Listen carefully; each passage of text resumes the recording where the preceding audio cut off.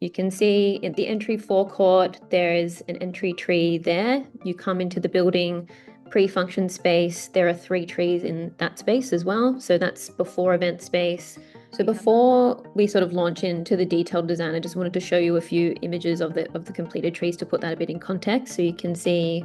But the final solution involved processing rectangular LVL slabs into raw lamellas, which were curved, so little like bananas almost. Before we begin, I would also like to acknowledge country and the Gadi people of the Eora Nation, who are the traditional owners of the land on which I present to you from today, and also the traditional owners of the land on which the Cutaway itself is built. And the words on the screen at the moment that you can see were written by Shannon Foster, who was one of our First Nations collaborators, and she's written some words specific to the Cutaway about saltwater country.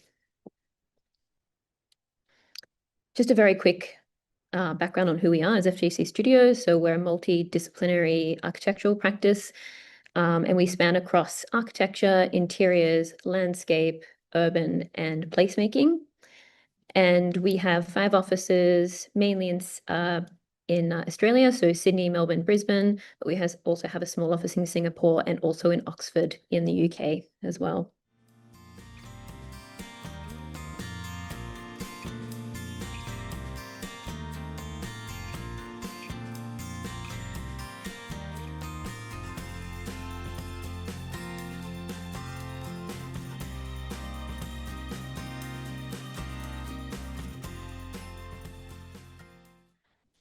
So to put all of this in a little bit more of perspective in terms of timing, we presented our design to our client, Infrastructure New South Wales, in March of 2022.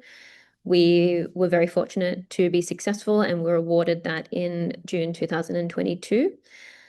We had then a year to produce the tender for this project. So June 2023, we issued our tender. In 2004, in February, our wonderful builder, FDC Construction and Fit Out, were awarded the contract, and at that time brought on the HESS timber team and also Excel, who were our timber installers on the project.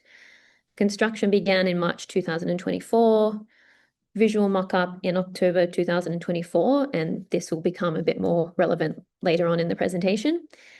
And then the first timber arrived on site February of 2025, and construction was completed earlier this year. So it was quite a tight time frame, but it was really an amazing process to sort of collaborate with everybody on this project. So a little bit of context. Obviously, we're here to focus on the trees today, but the Cutaway is a lot more than just the timber trees. So I thought I would take you through just a few plans of the building. So you can see at the entry forecourt, there is an entry tree there. You come into the building pre-function space. There are 3 trees in that space as well. So that's before event space. You have some amenities, lifts, and the event hall is the main performance space, which is very flexible for markets, fashion shows, concerts, banquets. We had to be quite flexible with the design. And there's 9 trees in that space. We have a loading dock to connect to at the back, and back of house areas on ground featuring kitchens and dressing rooms and things like that.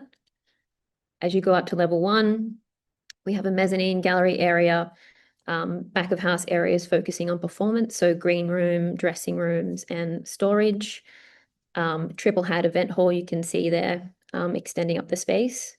And then on the top level, we have more back of house areas, which is sort of more office spaces, security. There's a dedicated First Nations education space, and then the Warrenara Terrace, which was an existing part of the building, which is external to Ngawi Cove that we connected back into. So some sections through the building, I think this really helps you understand sort of the geometry of the existing cutaway. So it does have a very gentle curve when you sort of cut through the building looking east and west. So at the top image, you can see the trees, the event hall trees there. And in the bottom image, you can see what we call the acoustic shells, which are on the opposite side interacting with the trees.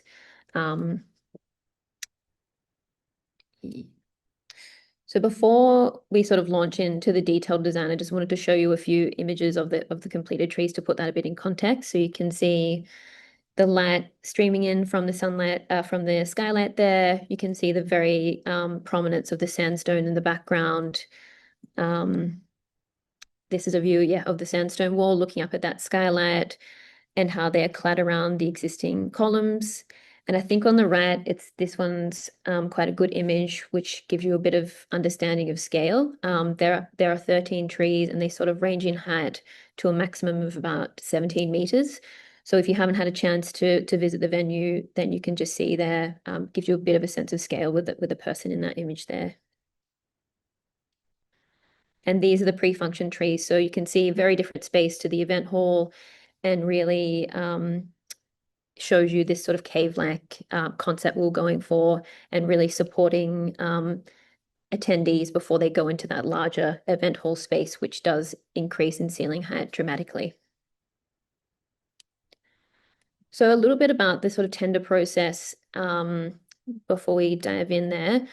So the procurement was an interesting one. Obviously, this is a state government funded building, so rightly so, governments have their own constraints around tendering processes. So an ECI process wasn't possible, and these are quite complex, ambitious design elements that require input from a lot of people to sort of get them to the final product. But we needed to sort of base our documentation on our previous experience. We did have some experience with mass timber from a previous project.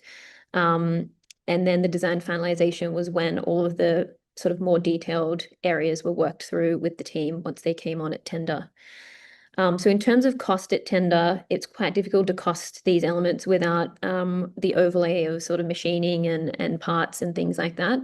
So it was a bit of a risk. They were priced more as joinery pieces rather than mass timber pieces. So we weren't actually sure before the tender was awarded how many trees would survive, but luckily they did.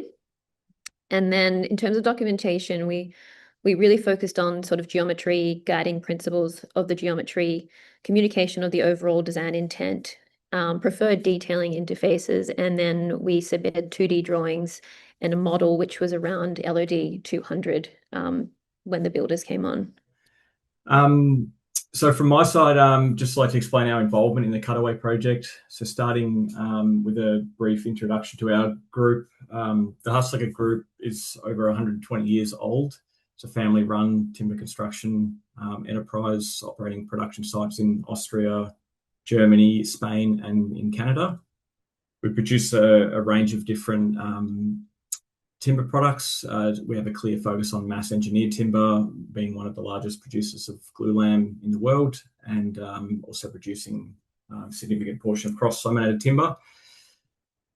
Next, the upper trunk section. These are a fairly major structural element. These were again manufactured from large block glued glulam members used as the raw beams and then milled down to their final shape. There is quite a high degree of CNC processing in these elements. There's a lot of sharp corners. The forms taper down to the bottom. They also have 3D curved surfaces on the front. You can kind of see as that geometry sort of comes down and tapers outwards, it creates a 6-axis milling requirement. And then on the top, we also integrated a mortise and tenon style location joint for some of the upper root elements which branch off into the leaves, which you can see in the photo there.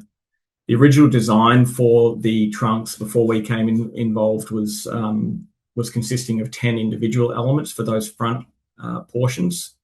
So we simplified this down mainly due to the ability to produce larger cross sections within our factory. Was simplifying that into 3 pieces instead of 10 allowed a lot more simplification of the whole design, but also allowed for alignment issues on site to be resolved more easily. The lower trunks were part of our package. They were sourced in the Tasmanian oak from ash down in Gippsland in Victoria. These sections were definitely more complex. They involved a larger number of small individual parts, but they also included removable panels for artwork and potential damages. And then they also incorporated a access panel or door for AV equipment and power that sits behind on the existing concrete column. These assemblies as well were completely isolated from the upper trunks, so they had a separate connection system back to the concrete columns behind. The piece de resistance of this from our side was the double curved LVL beams. These were manufactured using laminated veneer lumber as the structural core, but then they were wrapped in glulam veneer. This became one of the more challenging aspects of the project because it was not the intended solution originally.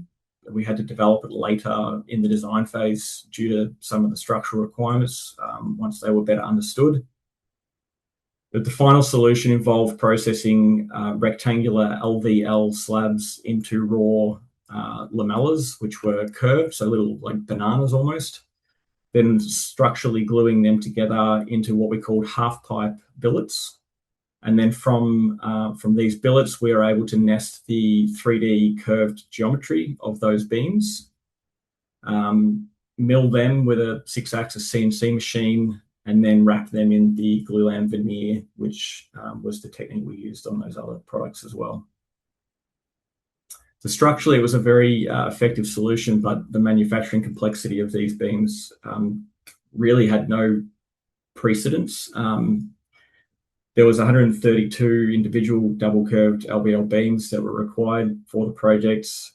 We did manage to standardize the radii of these beams over the project into a handful of different sizes, which allowed us to optimize some of the half pipe or blank productions, but there was very little consistency beyond that point in terms of final beams. So that meant different programming, different shop drawings, different CNC files, and unique part numbers for all of these sections.